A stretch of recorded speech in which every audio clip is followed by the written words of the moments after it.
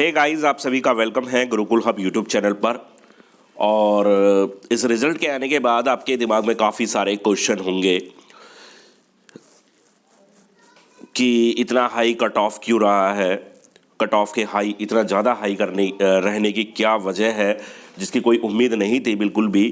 और क्या 7 लाख से कम छात्रों को चुना गया है, एक सवाल ये बन रहा है। और एक तीसरा सवाल ये बन रहा है कि लेवल वाइज रिजल्ट क्यों बनाया गया। ऐसा तो कभी भी होता नहीं है। सीबीटी फर्स्ट का एक क्वालिफाइंग नेचर का एक तरीके से कह सकते हैं, सीबीटी 2 के मार्क्स के अकॉर्डिंग ही सारी चीज़ें होती हैं। तो ये लेवल वाइज रिजल्ट क्यों रहा है यहाँ पर, ये हम यहाँ पर डिस्कस करेंगे।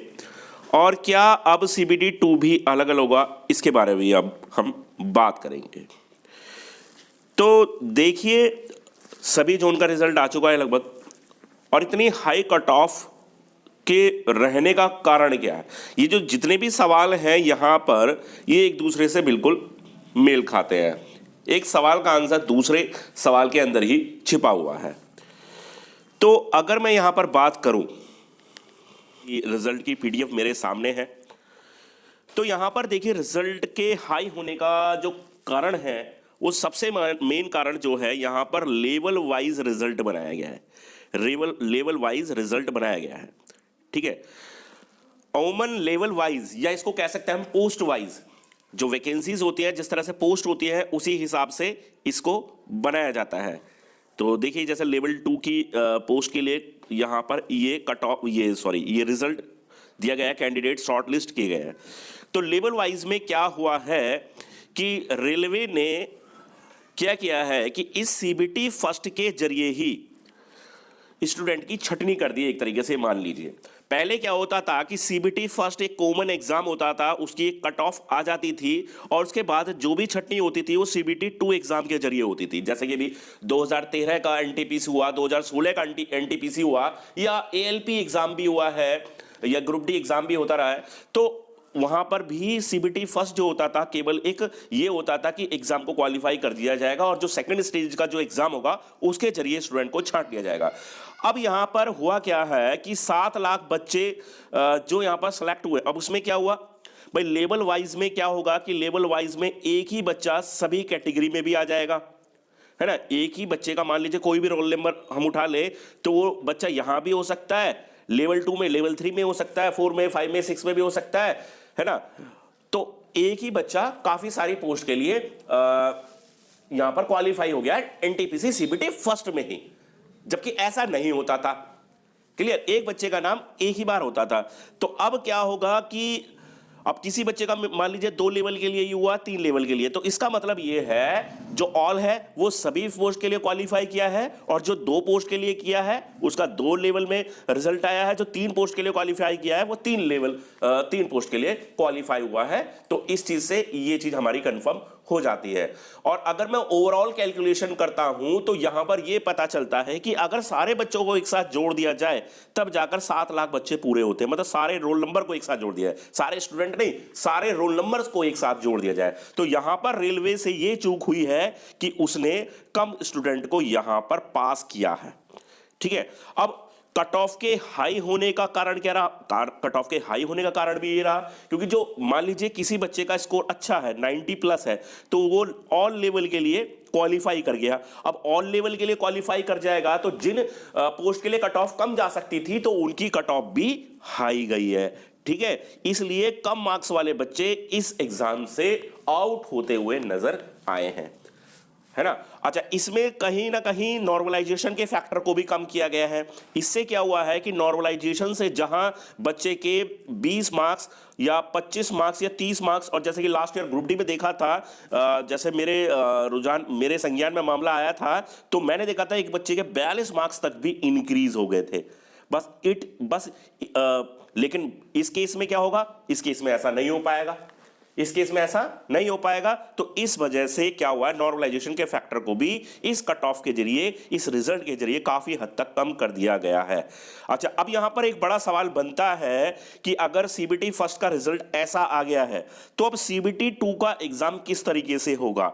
तो देखिए यहां पर हम इस नोटिफिकेशन पर आते हैं 7th नंबर पर। The second stage CBT is tentatively scheduled from 14 to 18 February 2022। 14 से 18 फरवरी के बीच में आपका एग्जाम है, ठीक है। तो इसमें यहां नहीं है, हाँ इससे ऊपर वाले में आता है 6 नंबर में। Second stage CBT shall be conduct for each of the 7th CPC levels notified in CE number 01/2019, that is level 2, 3, 4, 5 and 6. All posts falling within the same level of 7th CPC will have a common second stage CBT। मतलब अब level, जैसे कि इसमें अलग अलग level के हिसाब से सीबीटी फर्स्ट का रिजल्ट आया है, तो आपका सीबीटी 2 का एग्जाम भी लेवल वाइज अलग अलग होगा, है ना। सीबीटी जब 2 देने जाएंगे तो आपका लेवल वाइज अलग अलग एग्जाम होगा, ठीक है। अभी यहां पर एक रहस्य ये बना हुआ है कि मान लीजिए अगर एग्जाम एक साथ होगा, अलग अलग होगा, लेकिन यहां पर एक चीज इन्होंने ये चीज क्लियर कर दी है। अब आपके दिमाग में बन रहा होगा भाई अलग अलग होगा, तो यानी कि अगर किसी का 3 पोस्ट के लिए 3 लेवल में एग्जाम रिजल्ट आया है या सारे लेवल में रिजल्ट आया है, तो क्या वो अलग अलग सारे एग्जाम में देने जाएगा? नहीं, यहां पर ये चीज भी क्लियर की है, all post following with in the same level of 7th CPC will have a common second stage CBT. बना हुआ है कि जब सीबीटी 2 एग्जाम जब कॉमन एक साथ लिया जाएगा, है ना, तो अभी लेवल वाइज रिजल्ट देने की क्या जरूरत थी, है ना।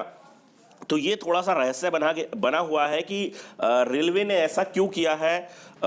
वैकेंसीज भी उतनी ही है 35,000 प्लस, जैसा कि अभी रिसेंटली नोटिफिकेशन आया था उसमें ये चीज क्लियर हो गई थी। ऐसा भी नहीं कि वैकेंसी को घटा दिया गया हो और आपके सामने इस तरह से रिजल्ट ला के रख दिया हो। आरआरबी एनटीपीसी का सीबीटी फर्स्ट की रिजल्ट की कट ऑफ उम्मीद से ज्यादा हाई गई है।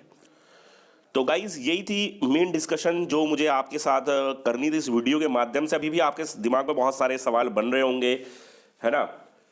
सीबीटी फर्स्ट एग्जाम को पास करने वाले स्टूडेंट्स से मेरा यही कहना है कि देखिए, सीबीटी फर्स्ट का रिजल्ट आपने पास कर लिया है, ये जश्न मनाने का समय नहीं है, ये खुशी मनाने का समय नहीं है। एक मात्र क्वालिफाई, एक तरीके से आपको क्वालिफाई कर दिया गया है सीबीटी 2 एग्जाम के लिए। फाइनल जो रिजल्ट होगा वो उन्हीं 35,000 बच्चों के बीच में आएगा। समझ रहे हैं मेरी बात को? तो आपको अब और भी ज्यादा मेहनत करने की जरूरत है, ठीक है। आपकी राह थोड़ी और ज्यादा मुश्किल होने वाली है, तो उसी राह पर आपको आगे बढ़ना है, थोड़ी मेहनत के साथ, डेडिकेशन के साथ, अपनी जिम्मेदारी के साथ अपनी तैयारी को आगे बरकरार रखना है। मेरी बेस्ट विशेष आपके साथ है। जिन स्टूडेंट का ये एग्जाम क्लियर नहीं हुआ है उनके लिए मेरा कहना है कि देखिए, लाइफ में हमारी काफ़ी सारे एक्सपेक्टेशन होती है अपने लाइफ से, काफ़ी सारी हमारी डिज़ायर्स होती हैं, लेकिन हर डिज़ायर का, हर एक्सपेक्टेशन का हमारा पूरा हो जाना वो ज़रूरी नहीं होता, है ना। हम लाइफ में काफ़ी सारी चीज़ें सोचते हैं, काफ़ी सारा हमने प्लानिंग कर रखा होता है, लेकिन सारी चीज़ें सही समय पर सही तरीके से हो जाए वो ज़रूरी नहीं होता।